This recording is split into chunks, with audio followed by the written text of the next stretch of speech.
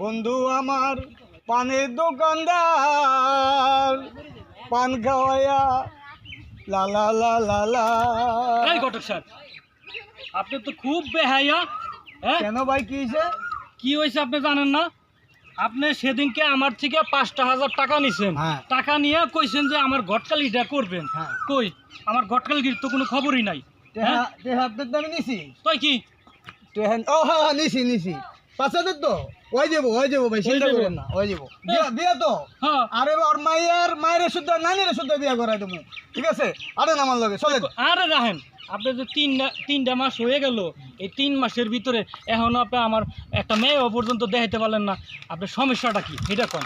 নাকি আপনার ওই মেয়ে আপনি না দেখাইতে পারে আমার থেকে টাকা পয়সা খাইয়া এখন আপনার কাছে ঘটকালি ভুলে গেছেন? কোনটা?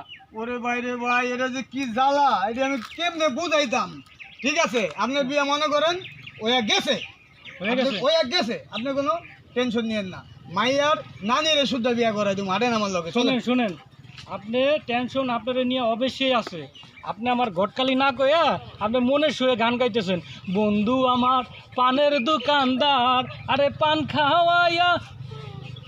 এরকম রসের গান বাদ দিয়া চলেন আমার ঘটকালি করতে হবে।